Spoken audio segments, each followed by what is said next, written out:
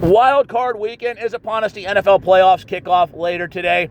And in this video, I'm going to give my predictions of what teams I see advancing to the divisional round. As you guys know, Seattle and Denver have home field advantage and first round buys into playoffs by virtue of being the number one seeds. All right, let's start first with the 4:30 game. The Rams travel to Charlotte to face the Panthers.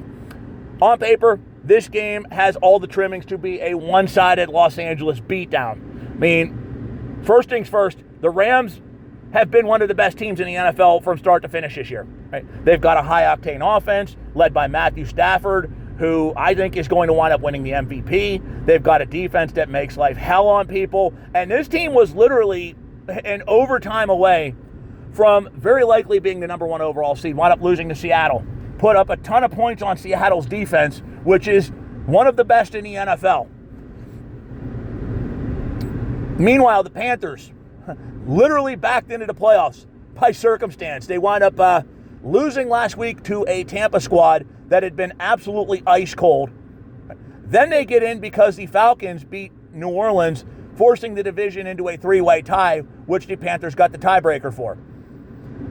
Bryce Young has taken steps forward this year, certainly has shown improvement. I like Dave Canales as a coach, but I don't know if their offense has the guns to come anywhere close to keeping up with the Rams. I don't know if their defense can stop Stafford, can stop Puka Nacua. Devontae Adams is going to be back. They don't know if they can stop him. I don't even know if they can stop Kyren Williams, who is, to me, one of the most untalked about running backs in the National Football League right now. Right? The guy is the real McCoy.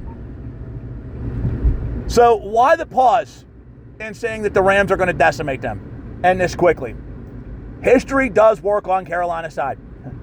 The Panthers come into the playoffs with the fourth worst point differential of any team that has ever made it in NFL history. So that only solidifies people's beliefs that they're going to get their ass kicked, right? In the words of Lee Corso, not so fast, my friends. The three teams that had worse point differentials heading into the playoffs all won their first game. Right? Crazy. Also, only two teams have come into the playoffs with a sub-500 record and won. Right? One of them was the Panthers. They beat the Arizona Cardinals, the NFC West wildcard team that year. Interesting history. Could it work on their side? We'll find out. I do know that the Panthers also did beat the Rams earlier this season, and the Rams have not done so well against the NFC South. That being said, as much as I want to play the risky game and try to be chic and pick the Panthers to win here, I just don't know if they've got it. I don't think they have the ability to keep up with the Rams. I don't think they can stop them on either side of the football. If Seattle couldn't do it, Carolina's not going to. And offensively, I said the Panthers don't have anything close to being able to win a track meet. Now, I do think this game might be closer than people realize. But ultimately, I have the Rams advancing by 10. All right, now we move on. Stay in the NFC. The nightcap for this evening will be the oldest rivalry in the National Football League on display in primetime as the Packers travel to Chicago to face the Bears. These two teams, as mentioned, no strangers to one another. Oldest rivalry in the National Football League, have played against each other more than anybody else. Over 200 times they've met. Yet, this will only be their third meeting in the NFL playoffs. Little historical side note. The winner of the two previous playoff meetings between the squads wound up going on to win the NFL Championship / Super Bowl, with the Bears winning it in 1941 after beating the Packers, and the Packers taking home the Lombardi in 2010 after beating Chicago in the playoff rounds. Now, the Packers come into this game getting two key elements back who have been out for a little bit. They get blindside protector Zach Tom, one of the best in the league. Gave up no sacks this year. Gave up very limited hurries, very limited hits. Right? Getting him back will be crucial. They also get back Jordan Love. Now, don't get it twisted. Malik Willis did a very bang-up, admirable job filling in. In fact, Malik just made himself some money in his next contract, which will be this offseason, especially in a quarterback-starved draft with very little on the clock. That being said, it goes without saying that a team's franchise quarterback is always going to make them better. The team is always better off with that franchise guy. And the Packers and Love, no difference. The Bears come into the playoffs very inexperienced at this level. right? Which will play a factor. Don't get it twisted. They've never been in a big spotlight like this before. And they just got absolutely beat up last week by the Lions. Yes, the score doesn't indicate it, but the Lions are a team that will grind you down and wear you out and physically exhaust you. And the Green Bay in the playoffs aren't a team you want to rebound against after getting in a game like that, especially when they get two of their key cogs back. The Packers have been there, done that. Also in the regular season, while they did split the meetings between the two with both home teams winning their outings, the Packers had the game in Chicago and let it slip away. There is some talks, foolishly I think, about Matt LaFleur's future in Green Bay if they lose this one. He's been linked to the Miami job. There's some talks he could be fired. I don't believe it. I'll believe it when I see it. But I think it's going to be squashed today. I mean, I think the Packers do pull off the upset. I think it's close. I think they win it by a late field goal. All right, now we take a look at the Eagles, the defending Super Bowl champions, trying to become the first team in the NFC to go back-to-back since Dallas with the dynasty under Jimmy Johnson, Troy Aikman, Michael Irvin, Emmitt Smith, etc. Became the first NFC East team to win back-to-back conferences in quite some time as well. By the way, last team that wasn't Kansas City, named Kansas City or New England to go back-to-back was Denver in the late 90s. So it's very rare, unless your name is the Chiefs or the Patriots. But they get a home game against San Francisco. San Francisco came into last week very much in the running for the number one seed and home field advantage themselves. Unfortunately for them, they got beat up by Seattle.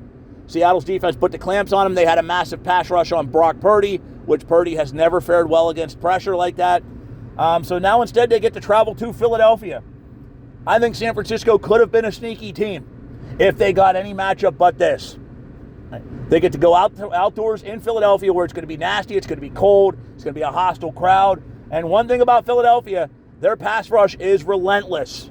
They also get Lane Johnson back, who will absolutely help their offense, clearing up holes for Saquon Barkley, giving time for Jalen Hurts to throw the football. And again, I think their pass rush is going to be relentless. I think it's going to make Purdy's day miserable. And I think the Eagles do advance. I got them winning by 14. Let's move over to the AFC. The number 2 seed Patriots take on the 7 seed Chargers. Patriots are back, man. Got to give my full credit to Mike Vrabel. What a fucking horrible firing that was by the Titans. It looked terrible at the time, and it has aged like crap ever since. Now he's coming in. He's got this team revitalized in just 1 year. Drake May is that dude.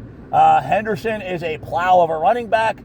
Right? They've got the pieces to definitely go far this year. But the big knock against him is their strength of schedule has been very favorable. Only one win over a playoff-bound team this year, or a team with a record above 500. In order to make any kind of run, they're going to have to top some of these teams that obviously are here for a reason. Other than Carolina, they all have winning records. Now the Chargers, trying to exercise demons of playoffs past. We know Justin Herbert hasn't exactly been clutch in January. Has yet to win a playoff game in his career. They absolutely got annihilated last year by Houston in a game that a lot of people thought they were going to win, and a lot of people thought they were a sneaky playoff team. They did get the rest up pieces last week, even though they're still banged up.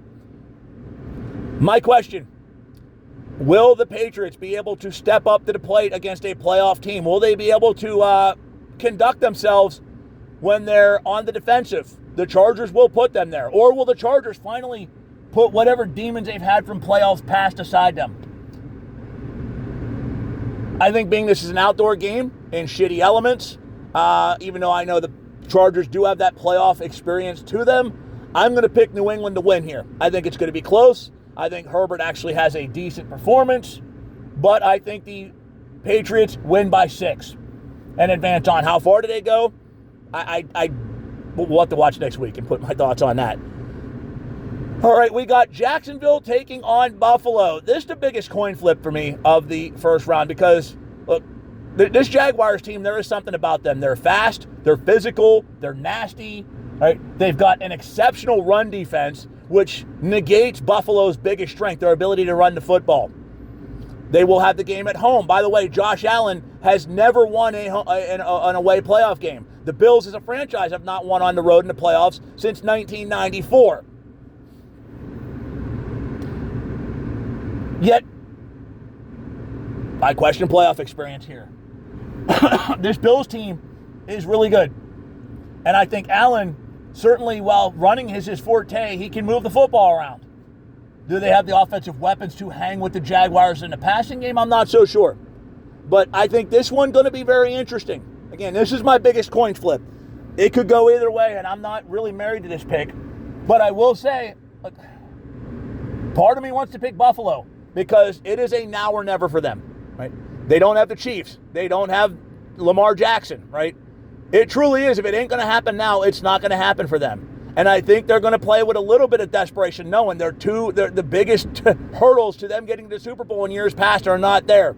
They got a Jaguar team that has played exceptionally well this year. Nobody saw it coming. This Bills team was expected to be there, done that. I do have Buffalo picking up the victory. I don't know why people are calling this an upset by saying Jacksonville. It's not a shock. It wouldn't be an upset by any stretch of the imagination. This Jaguar team is that damn good.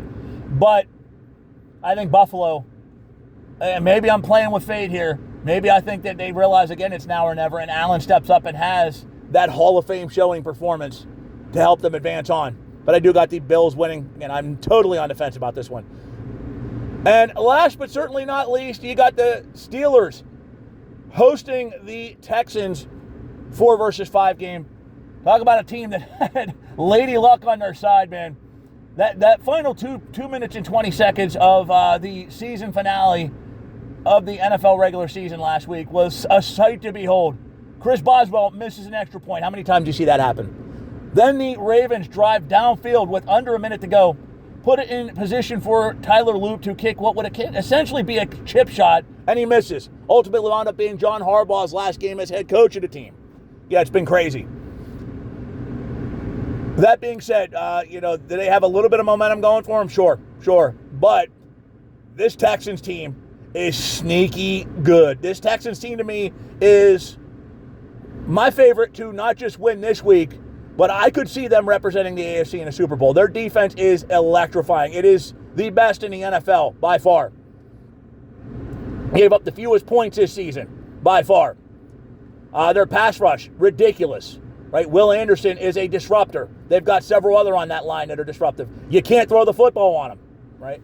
While the Sauce Gardner pick at first was to look the best out of the gate, Derek Stingley has become that dude, become the best cornerback out of that draft class. If the Texans, and I'll say this time and time again, can be even passable on offense, if they do just enough, they'll beat Pittsburgh and they'll beat other teams because, again, I think their defense is that good. C.J. Stroud, 3 for 3 in making the playoffs. He's 2-0 in his career. They've got some pieces on offense that could make things trouble. I mean, Stroud is one. They've got a good receiving core. Nico Collins, one of the best in the league. Jaden Higgins, late in the season, looked like he has the strength to be a really good number 2. I don't think Pittsburgh can score on them either. So I think Houston does just enough to win. I think they do enough on offense. I think the defense makes life miserable for the Steelers, and I think the Texans advance. All right, that'll wrap it up for this video. We'll check back here next Saturday.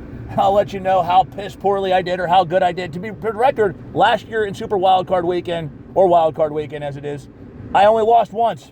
I got all but one right. So all but one wrong, excuse me. So we'll see if my track record does continue. Thank you for tuning in. We'll talk to you again.